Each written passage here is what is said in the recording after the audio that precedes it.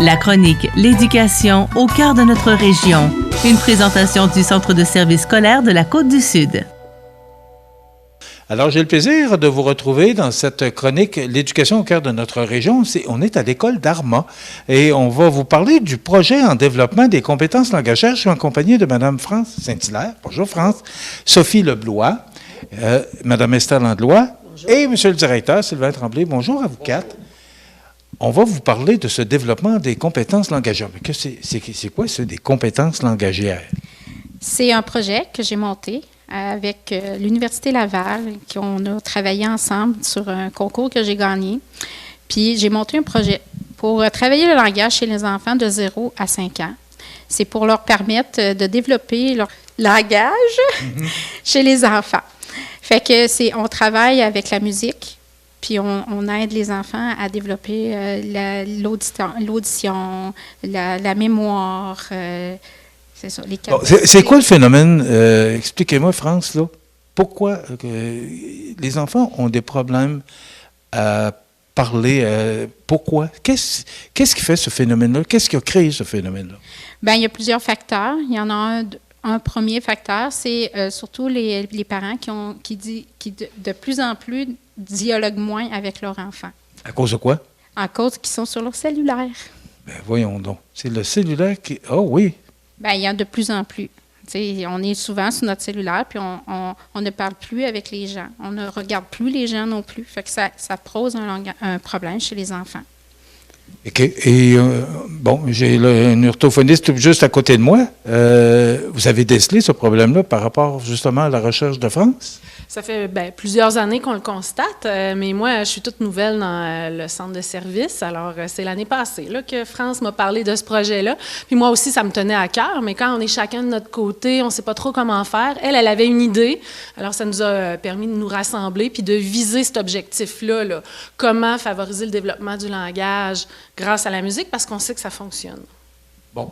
On s'est pris comment? Parce que moi, je pose une question à tout le monde. Là. On sait comment on a développé ce projet-là? Qu'est-ce qu'on fait avec les élèves? Même, j'ai eu 20 qui auraient des marionnettes. Oui, il y a des petites marionnettes. Moi, je travaille le langage avec la marionnette pour travailler les émotions aussi chez les enfants. Parce que la marionnette fait en sorte que l'enfant est plus porté à parler. À aller de l'avant avec son langage. Il vient, la marionnette est arrivée, puis là, ils viennent tout émus. Fait que là, on travaille le langage avec ça. Fait qu'on crée une interaction avec l'enfant. Bon, mais là, ce que je comprends, orthophoniste, enseignant, tout le monde collabore ensemble. Oui. Comment? Bien, le déroulement, dans le fond, c'est que Mme France, au début d'année scolaire, j'allais assister à ses cours de musique. Fait que là, moi, j'ai vu, j'étais comme plus observatrice, je voyais comment elle travaillait avec les comptines, avec le rythme, avec des vitamines rythmiques. C'est toutes des choses qui stimulent la mémoire chez les enfants, le langage, la conscience phonologique. Conscience phonologique, bien, moi, je suis dans ça en maternelle 5 ans. J'ai mon programme que je fais moi aussi avec ma marionnette qui vient visiter les enfants, qui présente chaque lettre de l'alphabet, et ça se complète bien. Puis moi, je suis quelqu'un qui aime beaucoup la musique. Ça donne un bon coup de main, hein? Des comptines, j'en ai beaucoup dans ma tête, fait qu'on en fait à tous les matins. Je garde M. le directeur pour le dessert. Qu'est-ce que vous avez remarqué? Qu'est-ce que ça a donné, tout ce que vous avez fait jusqu'à maintenant?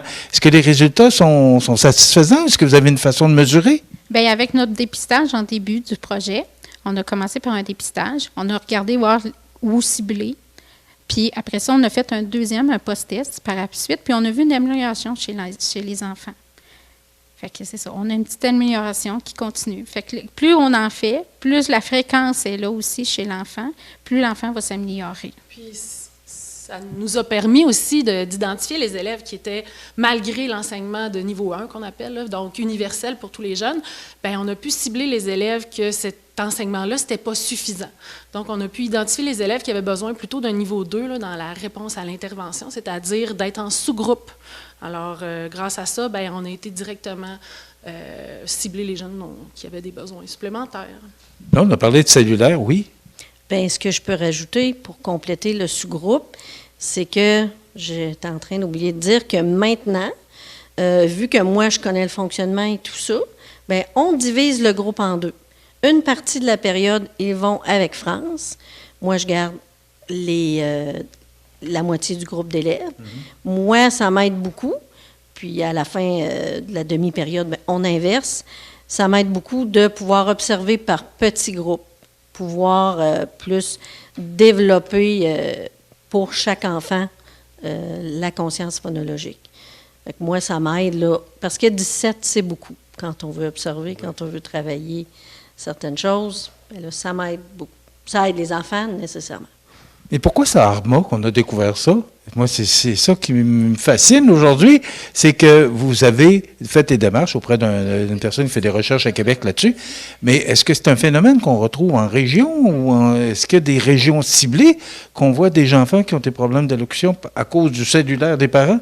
Non, il y en a partout, il y en a même dans les milieux favorisés aussi, mais c'est surtout, bien, il y en a partout.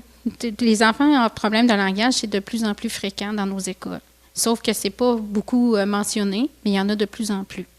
Mais ce n'est pas seulement dans notre région, il y en a partout. France, vous m'avez parlé que c'était à cause principalement de la COVID. Mais la COVID, ça fait 2 ans à peu près là, que c'est terminé. Est-ce que ce phénomène-là va diminuer ou va s'accentuer parce que la COVID diminue, mais les cellulaires augmentent?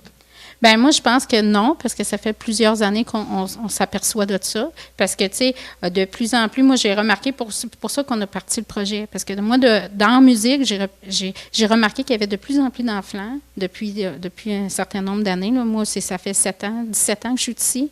Puis depuis au moins 7 ans qu'on voit l'augmentation du problème de langage chez les enfants.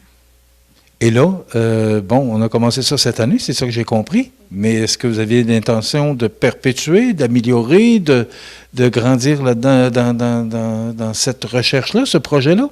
C'est sûr qu'on veut continuer. Mais ça, c'est M. le directeur qui va prendre la décision. Oui, je vais y parler tantôt. Je le garde pour le dessert, oui.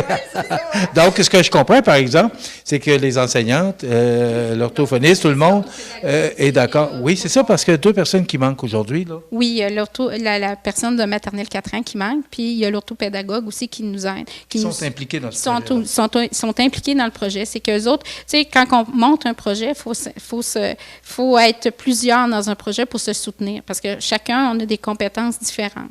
Moi, c'est la musique. Je peux vous parler musicalement, je vais vous en parler.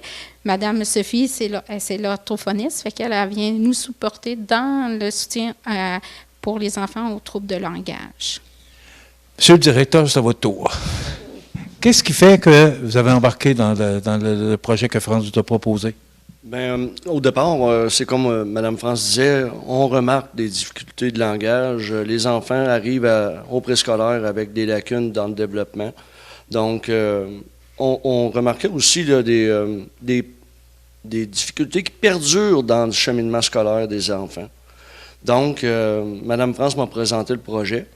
J'ai été emballé de l'idée de travailler au préscolaire. On a présenté ça à l'équipe école, parce que c'est des investissements sur le budget de l'école.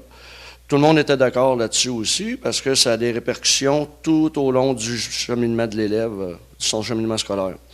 Ensuite, on a présenté le projet au conseil d'établissement. Les parents étaient emballés de ça. Oui. Et ensuite, un coup que toutes les décisions étaient favorables à l'établissement du projet, à la mise en place du projet, les enseignantes, Mme France, ont présenté ça aux parents au début de l'année scolaire. Les parents ils ont dit « Wow, c'est donc bien le fun, puis mais pourquoi pas avant? » C'est la question. Mais ça prend quelqu'un, ça prend une bougie d'allumage. Puis cette fois-là, ça a été Mme France qui a eu l'idée d'aller chercher le projet, de s'inscrire à de la formation avec des chercheurs de l'Université Laval. Est-ce que vous pensez qu'on peut étendre en quelques secondes ce projet-là, parce que c'est pas juste à Arma que ça se passe, là. Si vous me l'avez dit tout à l'heure, il y a beaucoup de jeunes qui sont pris avec ça. Je ne sais pas comment le dire, là, mais ce projet-là, est-ce qu'on peut, parce que là, à partir de maintenant, probablement que vous allez en entendre parler, là, est-ce qu'on peut l'étendre? Bien, c'est sûr qu'on peut l'étendre. La recherche est là. La recherche le prouve que c'est... Mais il y a beaucoup d'enfants au Québec qui ont ce problème-là. Oui, il y en a beaucoup. Fait que moi, je pense que ça devrait être un projet qui fait des petits, qui va de l'avant aussi. Fait que j'espère que ça va faire, on va semer une graine, puis que cette graine-là va devenir un arbre plus tard. Merci beaucoup. Je vous félicite. Quelle belle initiative. Moi, j'ai encore appris beaucoup de choses aujourd'hui. Bravo à cette belle initiative. D'abord à vous, Monsieur le directeur, Sylvain Tremblay, mais à vous, France, pour avoir eu cette idée-là. France Saint-Hilaire, bravo. Félicitations. Merci, Sophie Leblois. Merci, Esther Landlois. Félicitations, puis on va sûrement se revoir pour en reparler. Je vais suivre le dossier. Voilà, ça complète une belle chronique. L'éducation au cœur de notre région, on en fait encore la preuve aujourd'hui. Voilà, on vous parlait de l'école primaire d'Armand. Voilà. La chronique L'éducation au cœur de notre région. Une présentation du Centre de services scolaires de la Côte-du-Sud.